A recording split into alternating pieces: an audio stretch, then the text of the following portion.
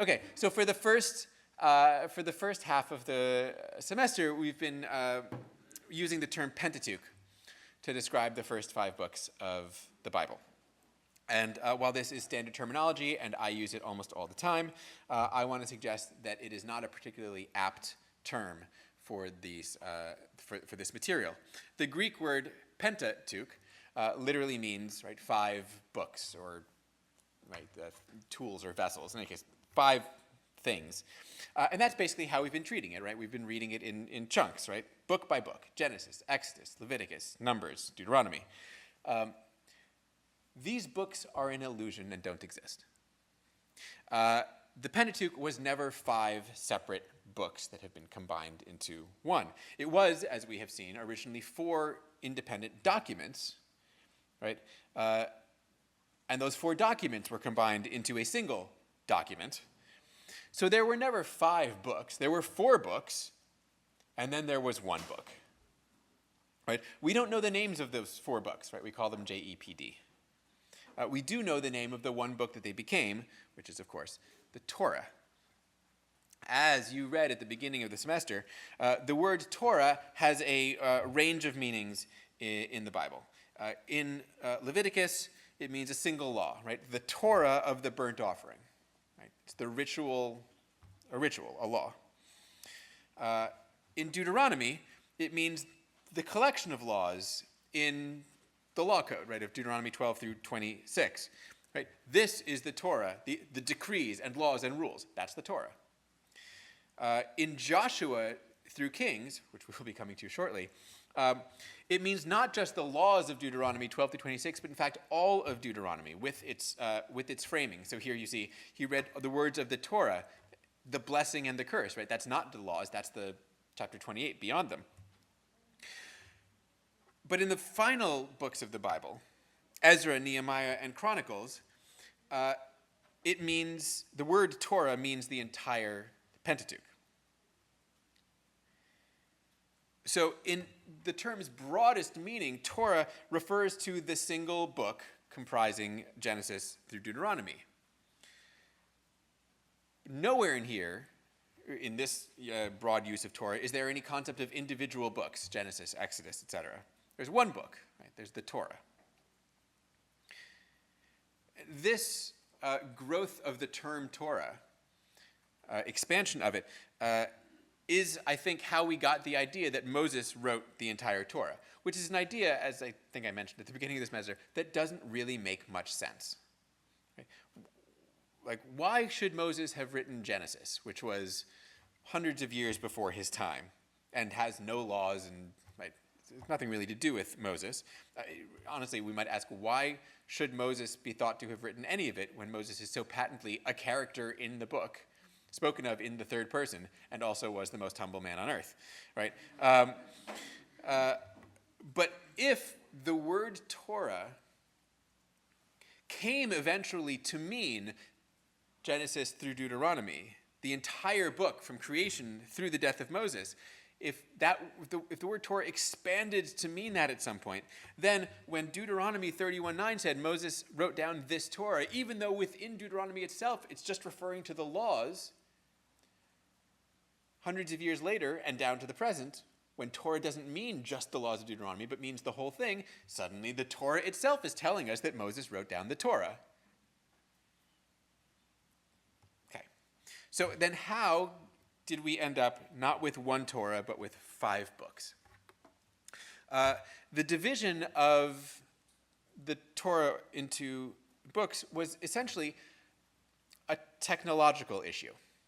Right? In ancient Israel, writing was done on papyrus scrolls, and quite simply, there was a limit to how much text you can fit on a single scroll. Right? A technological, right? Like you can only fit 120 minutes of music onto a cassette tape. That's the reference. I don't know why I used that one. Like there's like 4 people in this room who even know what one of those is. Anyway, but you understand what I mean. You can only fit so much writing on a scroll, right? So much paper before it becomes impossible. And it is probable that each of the four sources could have been written on a single scroll, right? Constituted a single scroll. If each source, though, was about scroll length, then obviously their combined form would be much too large to fit on a single scroll. So this one now very long document, this single Torah, was divided into 5 scrolls. Not 5 separate books, just 5 volumes of a single uninterrupted work. And this is actually reflected in the Hebrew terminology for the Pentateuch. Right? Pentateuch is Greek. Torah is a sort of Jewish word for its like conceptual whole. But the word that is used in Judaism in Hebrew for the Pentateuch is the phrase is chamisha chumshei Torah, which is you all know, which is the 5/5 of the Torah. Right? Not 5 books like in Pentateuch. 5/5 of a single book. Right? 5/5 makes 1. And this notion is also reflected in the Hebrew names for each of the books. Right? The names we use now in English come from the Greek, right? An attempt to describe the contents of the individual books, sometimes badly. Right? Leviticus doesn't really mention Levites that much, and Numbers is just like, come on. But the Hebrew names for the books are nothing but the first word of each book. So, Genesis is Bereshit, in the beginning. Exodus is Shemot, the names, because it starts, these are the names of the sons of Israel. Leviticus is Vayikra, he called. Numbers is Bamidbar, in the wilderness. And Deuteronomy is Devarim, the words. Right, again, these are just basically the first words in the Hebrew of each of the books. They don't describe the contents, right? You wouldn't know that, right? Shemot is about the Exodus because it's called the names, right? What are these? These are titles that just indicate where the next scroll picks up, right? Where does the scroll called Bamidbar start? It starts with the word Bamidbar. That's like they're just taglines, right? Which is not to say, of course, that the scrolls are divided randomly, as if they wrote and ran out of room, and they were like, well, what's the next thing? Right? Clearly, they are generally thematic in division. Certainly, Genesis and Exodus, there's an obvious conceptual break there. Numbers to Deuteronomy, right? Those are reasonable divisions in terms of content, and overall, right? That's true across the board. But we've already seen that the division of the books doesn't always conform to how we would divide the text. For example, when we did our section on the priestly Sinai legislation, it was from Leviticus 1 through Numbers 10. Right? That's the unit there. The best evidence for this, by the way, I think comes from the beginning of Leviticus. Right? The book of Leviticus 1:1 begins, he called to Moses. Right? Who he? Right? That's not the beginning of a book. It's not the beginning of an episode or even a story. Right? That's not even the beginning of a sentence, right? That's the middle of a sentence. Again, there's a reasonable conceptual break of sorts there, but not one that corresponds to some distinct material book difference. Basic idea is that the compiled Pentateuch is, in fact, no Pentateuch at all. It is a single Torah, which is continuous from beginning to end. So what is the nature of this single continuous Torah that we've been reading? What kind of book is this? So I've talked about this before, but think about how time passes in the text. Right? It's certainly not evenly. Right? In the first 11 chapters alone, thousands of years go by. In the rest of Genesis, hundreds of years go by, right? The patriarchal period. In just a couple of verses in Exodus 1, 400 years go by, right, in the blink of an eye. Right? The Israelites are in Egypt and they're oppressed. Boop, now it's 400 years later. But the event at Sinai, from Exodus 19 when they arrive through Numbers 10 when they leave, takes just over a single year. Then Numbers 10 through 36 is 40 years. And the entire book of Deuteronomy is but a single day. So where does time slow down dramatically in the text? It slows down at the laws, right? The two major sections of law at Sinai and in Deuteronomy. And these sections of text take up approximately half of the entire Torah.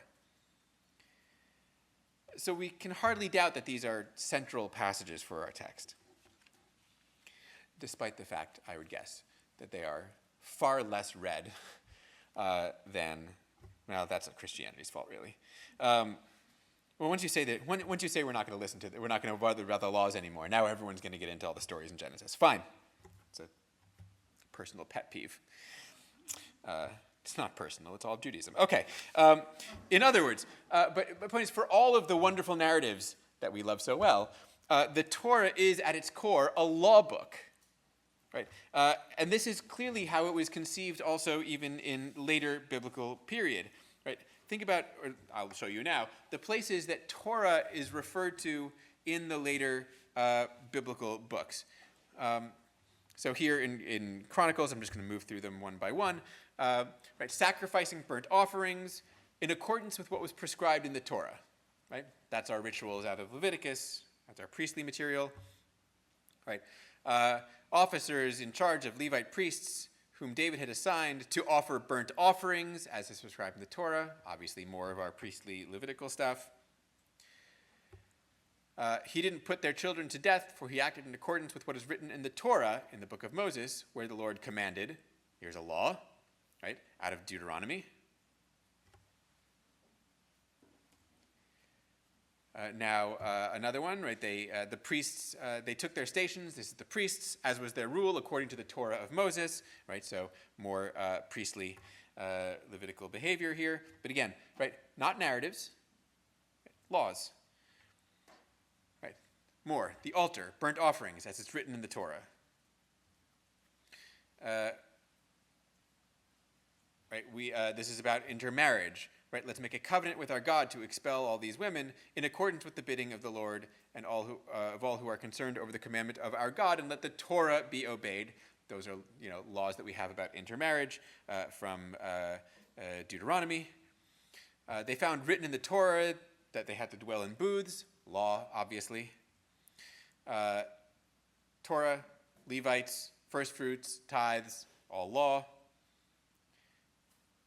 They read to people from the book of Moses, and they discovered in the laws of Deuteronomy that no Ammonite or Moabite should enter the congregation. So again, all of these references, direct references to the Torah in Chronicles and Ezra and Nehemiah, they're all citations of laws, right? It's never the narratives. The narratives are never referred to. Not because they weren't there, but because the narratives in the Torah are only there to support the laws at the center. But the compiled Torah is law, right? It's the teaching. Little side comment here, just to note that one of the interesting phenomena of reading the Bible and then reading people's interpretations of it is how often it's the case that the texts that readers and interpreters have elevated to importance are not the ones that the Bible itself elevates to importance. I may have talked about this at some point, but right here, again, multiple references to sacrifices, right? Within the Bible itself, people caring about that material. But, for example, no one in the Bible ever talking about Adam and Eve, ever, right? The patriarchs almost never coming up again after Genesis, right? The sacrifice of Isaac, that no one in the entirety of the Bible ever seemed to care about, right? Those kinds of, right? That's an interesting, it should make us stop and think for a second about which stories are the ones that we're investing with importance and therefore why, right? There's got to be a reason for that. That's not a reason that's native to the text itself, right? The story of the sacrifice of Isaac is not within the Bible more important than the laws about sacrificing, right? Not even close. Why is it so important for us, right? What generates that importance? Just something to think about. Okay, we can So we're talking about law being the focus of Torah, and I want to suggest that that's not only something we can see in references to it after, but also in the way that the Torah was put together, right? The compilation of the Torah as a whole. Right? The law codes in the Torah are untouched by the person who put the Torah together, right? Whereas the narratives, of course, get interwoven and sort of manipulated, and in some senses, the individual narratives that once existed become a little bit destroyed in the process, right, of interweaving. Right? There's minor additions and subtractions and changes in the narratives, right, a little bit here and there to make the story work, but the laws are completely untouched. They are pristine, right? They are retained entirely in their original forms in the process of putting the text together, which again suggests that the laws are important in a certain way. But even beyond that, when we talk about the creation of Torah, you may have noticed when we got there, and I mentioned the other day, right, the Torah ends at a weird place. Right? The promises to the patriarchs are in the end left unfulfilled, which, considering how important they were to set up for the book, is a little bit unexpected. God promised progeny, right, which of course we get, but also promises the land. Right? The entire Exodus story is about getting to the land too. I've come down to rescue them, great, but to bring them to a good and spacious land, right? There's an end goal for the Exodus that in the Torah is never achieved. How is it that at the end of this book of the Torah, they don't actually get there?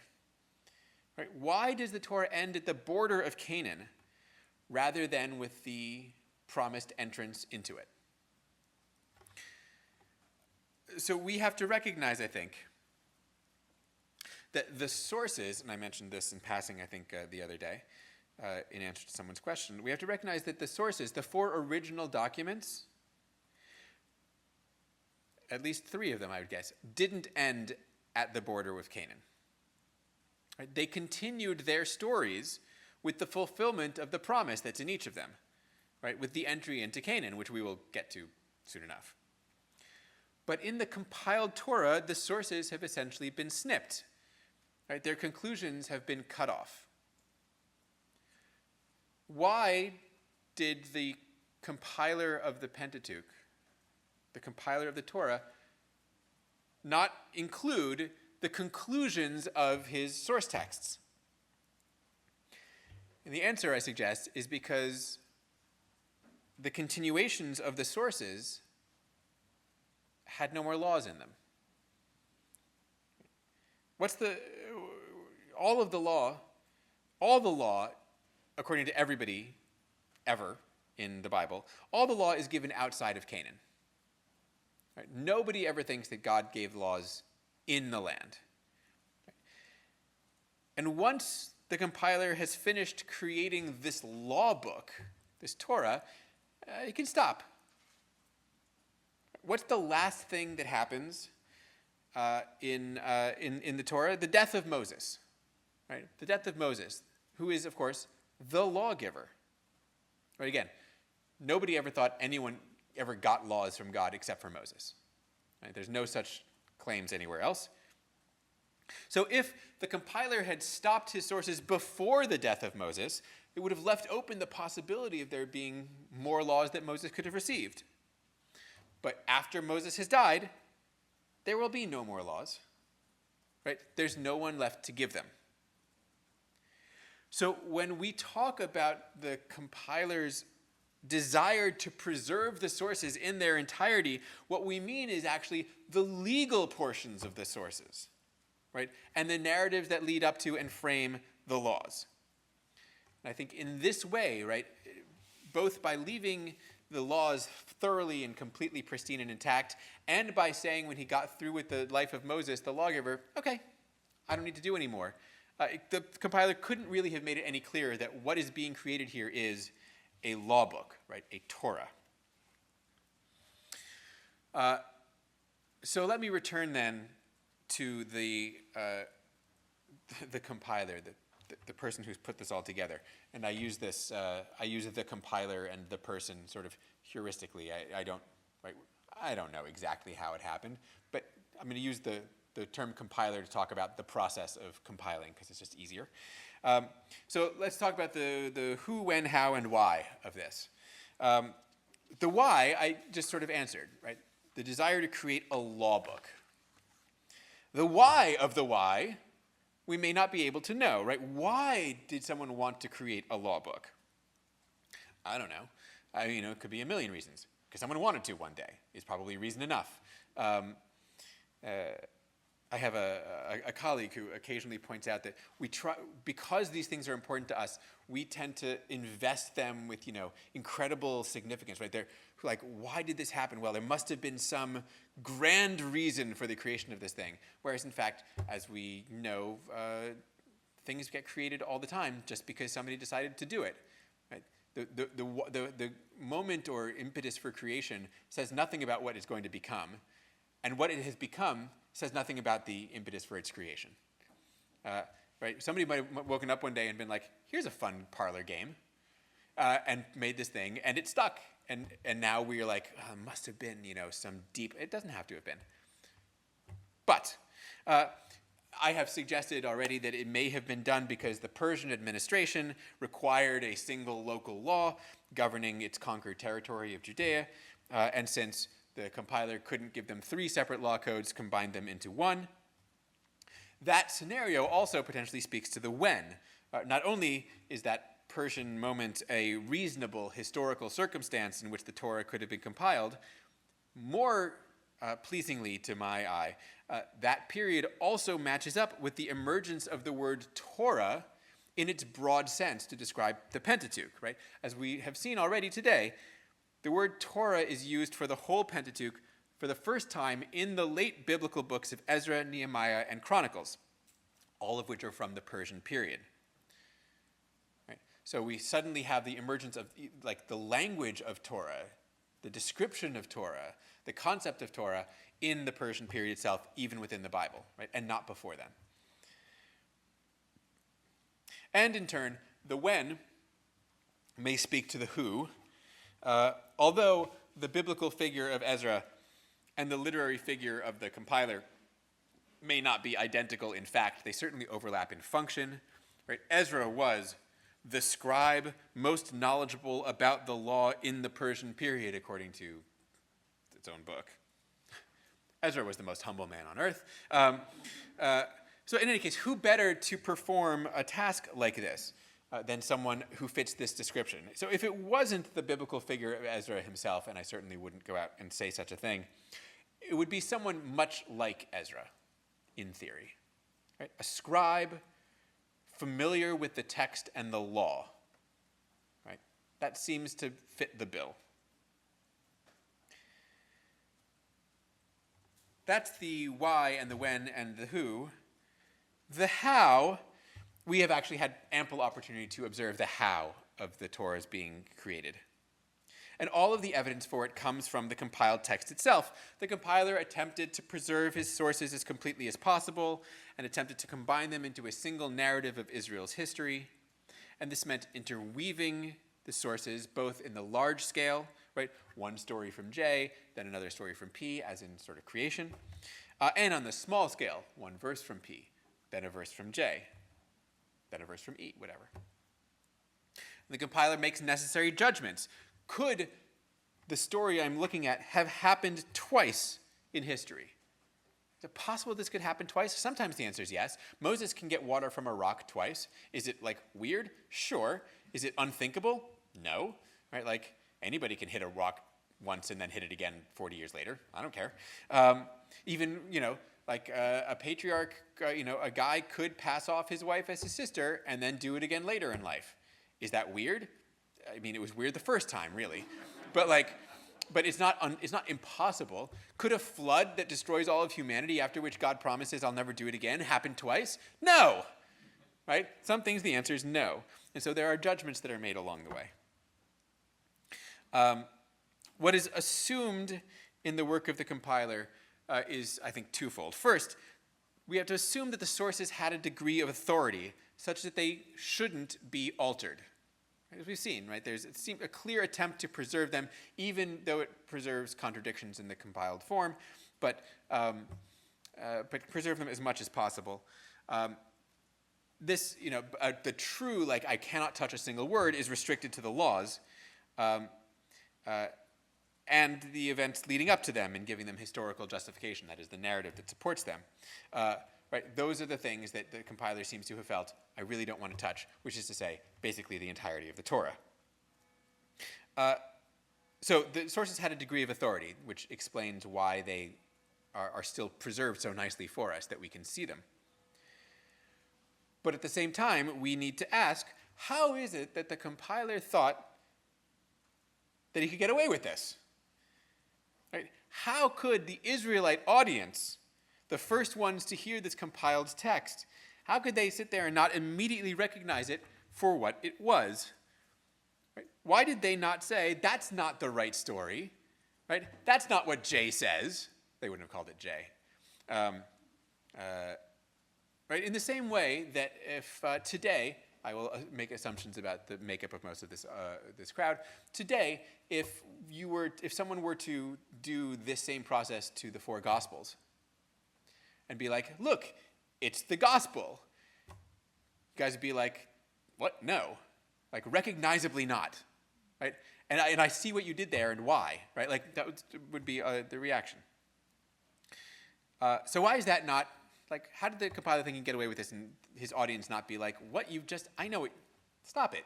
Like, that would, the assumption has to be that the Israelite audience didn't react that way because they simply didn't know the original sources. Right?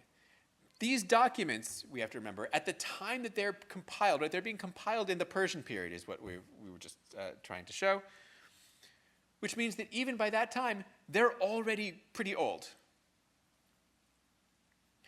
They're old texts, which I know we are like, oh, they're old and therefore precious and like have been, are essential. Or they're just old. And more than that, ancient Israel was illiterate. Right? How would they have access to these documents? Again, not to the stories in the not to the stories, the traditions, but to the texts themselves, such that they would be like, that's not my J. Right? They're not reading the texts. So when I say something like the documents were authoritative, right, we have to be clear, not authoritative for Israel as a whole. Right? We started to have this conversation a little bit after class last week. Right? Not for Israel as a whole. There's no point at which everyone in Israel was like, well, we're now operating under the Deuteronomic administration. Right? That's, right? Do I have to go to war? I don't know. Check Deuteronomy 20, and that's not. Maybe small individual segments of society found these laws or considered these texts authoritative. Perhaps it was just the compiler who thought they were authoritative. The upshot is that canonicity, in its modern sense, is a relevant term for the Torah only in its compiled form. The compiler's work was an act of canonization. In fact, by respecting the authority of the individual sources, not their canonicity, but their sort of abstracted authority, by respecting their authority and preserving them in whole in his text, he actually freezes them. Right? It's the compiler who renders these texts unchangeable and immutable and permanent, right, and canonical.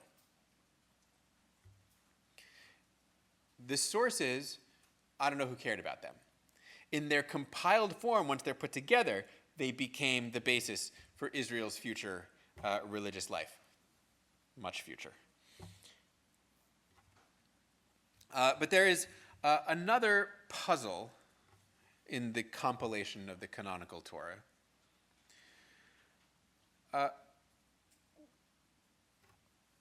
Obviously, we all have read this text in our various sanctuaries and churches and have, been pretty much okay with it as a text in all those contexts.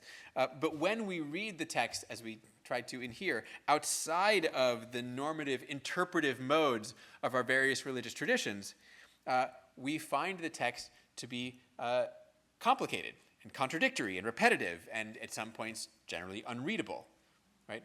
When we're not reading it through the interpretive lens of our faiths. And so we can ask, how could someone create a text so difficult and expect anyone to understand it? Right? Remembering that the text wasn't created into a faith tradition that already had an interpretive mode for it. Right? It's the other way around. So we can ask that not only in the case of narratives like the flood story, how could anyone create such an unreadable story, but also in the case of the laws, right?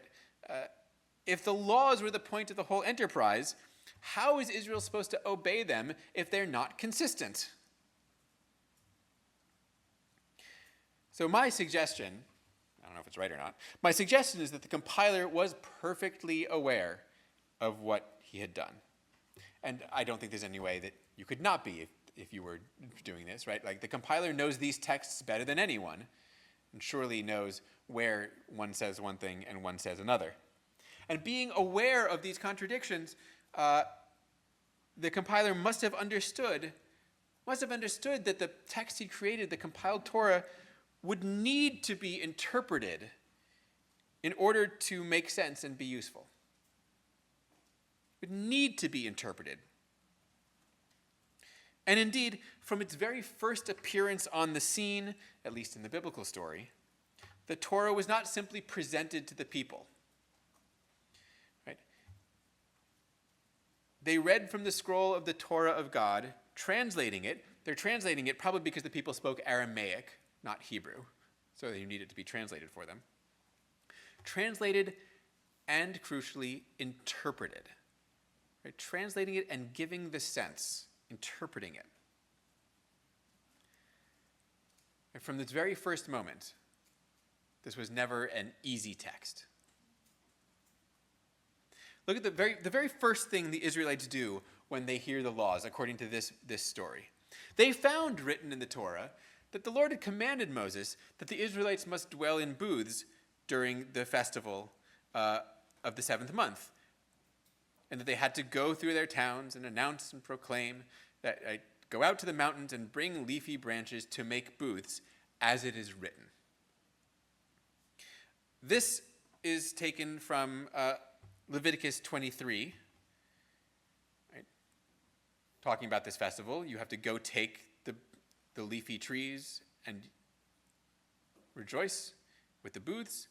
Even here they're interpreting, right? It doesn't actually say to turn the leaves into booths, right? But in Nehemiah, they're like, oh, we need to go get leaves to make booths with. Not quite what it says here. And then they read from the Torah during this festival of booths. Right? He read from the scroll of the Torah of God each day, from the first to the last day of this 8-day festival of booths. And this, of course, comes from Deuteronomy. At the Feast of Booths, when all Israel comes to appear before the Lord your God, you will read this Torah aloud. In other words, right from the first moment that they hear the Torah, the Israelites are already combining separate laws, one from Leviticus and one from Deuteronomy, into a single observance. Right? They've now created a definition of the Festival of Booths that has both priestly and Deuteronomic aspects to it. Right? Those things aren't next to each other in the text, right? They're reading together, they're interpreting. Of course, these laws aren't contradictory, they're complementary. You can do both of these things perfectly well. But we also see contradictory laws being conflated and reconceived as single law. And the most famous of these is from Chronicles. I may have mentioned this earlier in the semester, but I like it so much I'm going to do it again. Right? Chronicles tells us of Josiah's Passover sacrifices, where Josiah kept the Passover for the Lord in Jerusalem, slaughtered on the 14th day of the first month. Terrific. And Chronicles wants to be sure that we know that Josiah did them perfectly, that Josiah, being the great model of the perfect biblical Israelite king, followed the laws precisely. And the problem is, according to Deuteronomy, the Passover sacrifice is to be boiled. You shall boil it and eat it. And according to Exodus 12, you may not eat it boiled. Explicitly, do not eat any of it raw or boiled in any way with water. It has to be roasted over fire. So how is Josiah to act and still be in full compliance with the biblical law when the law itself is contradictory? Remember, I'm not asking about the actual Josiah. I'm asking about how Chronicles, trying to describe Josiah's perfect practice, how is Chronicles going to make sure that Josiah did it right with full awareness that the law is not consistent? And the answer is literarily ingenious, though practically perhaps a bit difficult. They boiled it in fire, right? According to the law, right? According to the law, right? What they've done is said, right? Like the law, the whole Torah, right, is a combination of things, right? It's interpreted. Here's a biblical author who's essentially creating a practice out of two contradictory laws, and this interpretive act is taking place already in the period essentially contemporaneous with the creation of the Torah itself. As soon as the Torah appears, literarily and historically, people are figuring out how to deal with it and interpreting it. I'll give one more example of this, and a rather large one. At some point after the compilation of the Torah,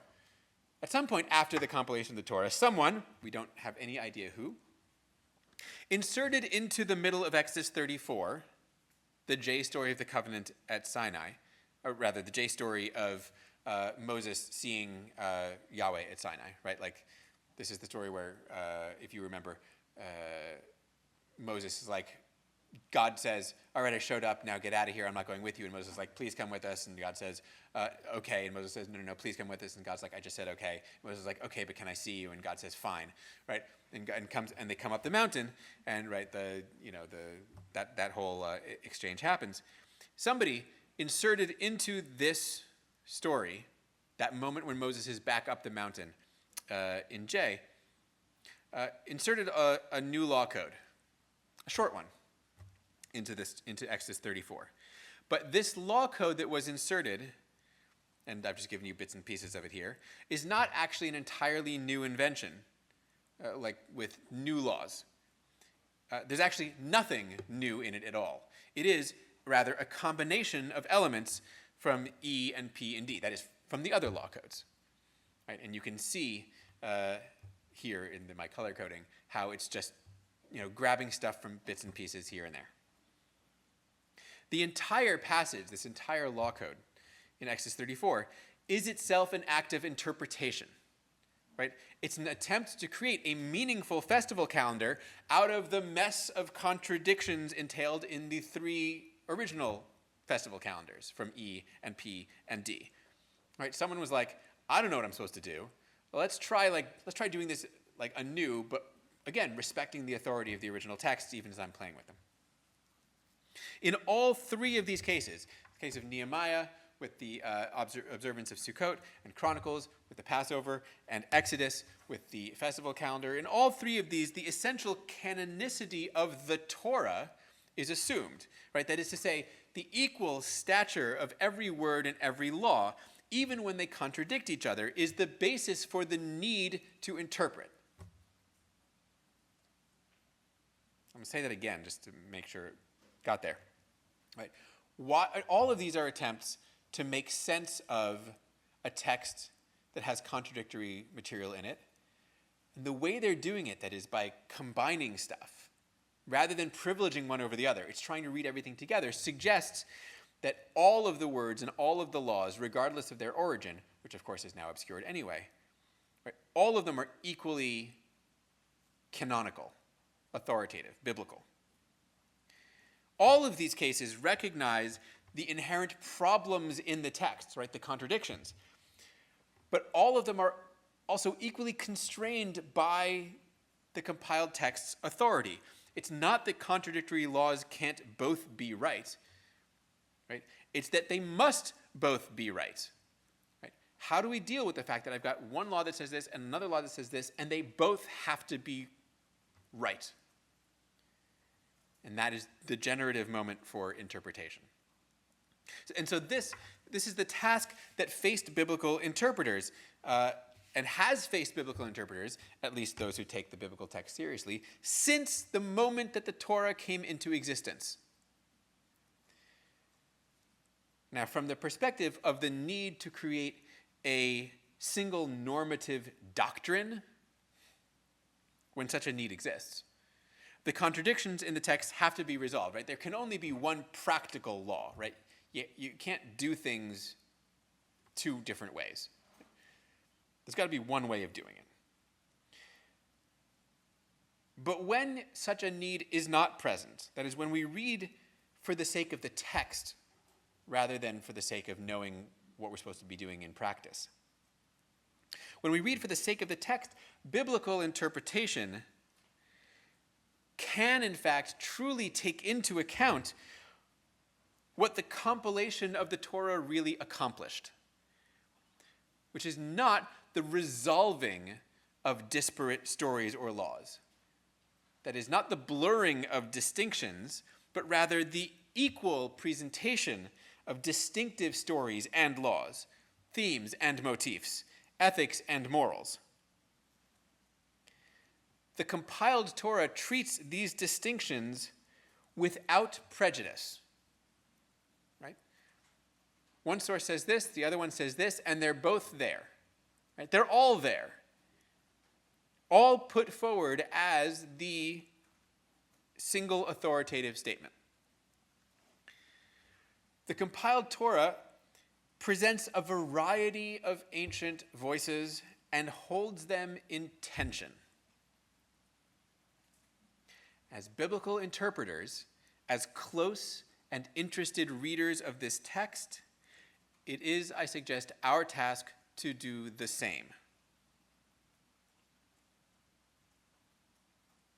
If what we want to be reading is the Torah, the canonical foundational text, rather than reading only part of it, or only the parts we can relate to, or the parts that we like, if what we want to do is read the Torah as it really is, then we have to be able to recognize and appreciate the voices in the text and hold them in tension, balance them, and understand them, and respect them, and in that way do justice to this single, if complicated,